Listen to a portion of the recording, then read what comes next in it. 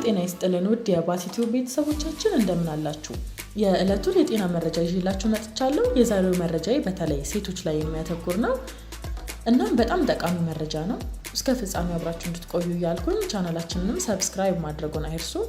የተለያዩ የጤና እንዲሁም የተለያዩ መረጃዎች በትኩስ ወደ እናንተ ይደርሳሉ።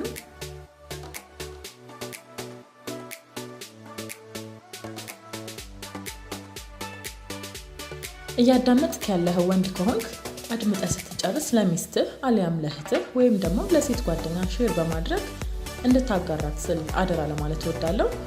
ክቡራን አድማጮቼ፣ በፋብሪካ ደረጃ እየተመረቱ ለጥቅም የሚውሉ ዘመናዊ የወር አበባ መቀበያ ፓዶች ወይም የወር አበባ መቀበያ እራፊ ጨርቆች እጅግ በጣም አደገኛ የሆኑ ችግሮች እንደሚያስከትሉ ጥናቶች ጠቁመዋል።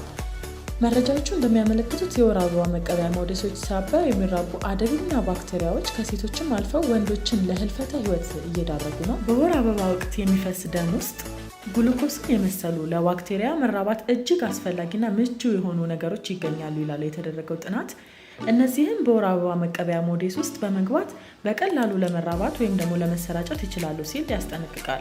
እጅግ አደገኛ ችግር ሊያስከትሉም የሚችሉ በሽታ አምጪ ምክንያት የሚሆኑት ባክቴሪያዎች እስከ ሞት ሊያደርስ የሚችል በጣም አደገኛ ኢንፌክሽን ይፈጥራሉ።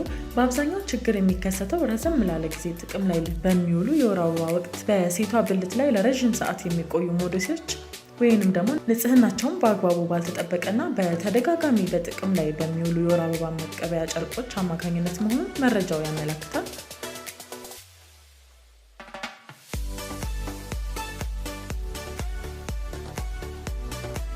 ችግሩን ሌላ መጥፎ ጎን የሰጠው አንዱ ነገር ደግሞ ይህ በሞዴስ ሳቢያ የሚከሰተው አደገኛ በሽታ ከሴቶቹ አልፎ ለአጋሮቻቸው ለወንዶችም መትረፉ ነው። የችግሩ ሰለባ የሆነችው ሴት ጋር የግብረ ስጋ ግንኙነት የፈጸሙ ወንዶች መጠቃታቸውም አይቀሬ ነው፣ ወይም ደግሞ በሽታው በቀላሉ ይተላለፍባቸዋል ማለት ነው። ችግሩ ቶሎ ታውቆ ተገቢው ሕክምና ካልተደረገለት እስከ ሞት ሊያደርስ እንደሚችልም መረጃው ያመለክታል። ስለዚህም ሴቶች የወር አበባ መቀበያ ሞዴሶች በሴት ሰውነት ላይ መቆየት የሚገባቸው ከ3 እስከ 4 ሰዓታት ብቻ መሆን ይገባዋል። መረጃው እንዲህ ሲል ያስጠነቅቃል።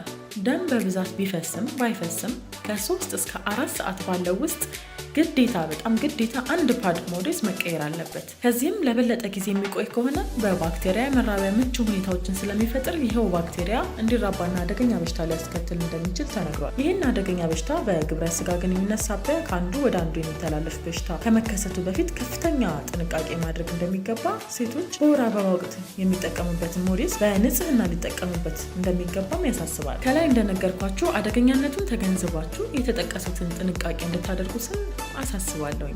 ክቡራን አድማጮቼ፣ ሴቶች የወር አበባ የሚያዩበት እድሜ በአኗኗር ሁኔታ፣ በአመጋገብ፣ በአካባቢ ሁኔታ ሊለያይ ይችላል። በአብዛኛው ከ15 ዓመት እድሜያቸው ጀምሮ ግን የወር አበባ ያሉ ምቾት ባለበት አኗኗር ውስጥ የሚኖሩ ሴቶች ደግሞ ከዚህ እድሜ ትንሽ ቀደም ባለው የእድሜ ክልል ውስጥ ሊያዩ ይችላሉ ነው የሚለው መረጃው።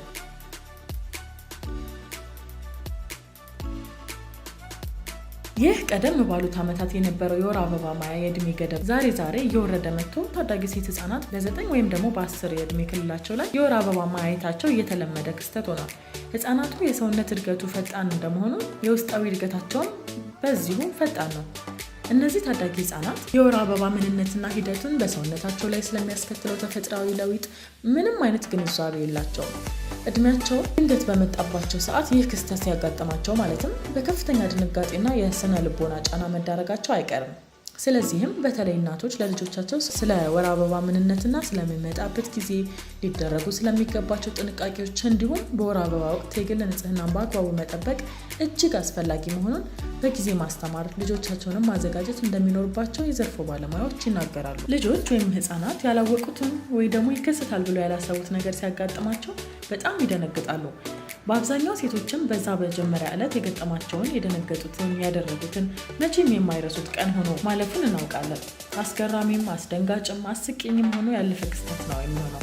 ነገር ግን ለልጆቻችን ተናግረን አስተምረን ቀድመን አሳውቀን ኃላፊነታችን ልንወጣ ይገባል ስላሳስባለሁ። ቀደም ባለው ጊዜያት እናቶቻችን የወር አበባ በሚመጣባቸው ጊዜ በነጠላና አሮጌ ጨርቅ ቅዳጅ እየቆራረጡ በሚያዘጋጇቸው ጨርቆች የወር አበባቸውን ይቀበላሉ።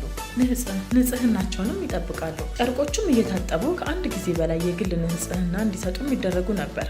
አሁንም ቢሆን በሀገራችን በርካታ አካባቢዎች ጥቅም ላይ እየዋለ የሚገኘው ይህ ነው። ስለዚህም ክቡራን አድማጮቼ ዛሬ ቴክኖሎጂው ተስፋፍቶ አድጎ ዘመናዊነትም ተንሰራፍቶ ሲሄድ ለሴቶች የወር አበባ መቀበያ የሚያገለግሉ ሞዴሶች ተሰርተው ሴቶችን በወር አበባ ጊዜ የሚያማቸውን ህመም ወይም ደግሞ ያለመመቸት ስሜት በእጅጉ ለማስቀረት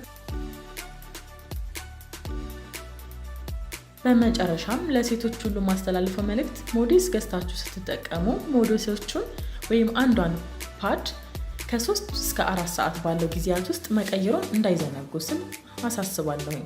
ከፕሮግራማችን ብዙ ጠቃሚ መልእክት እንዳገኛችሁ ተስፋ አደርጋለሁ።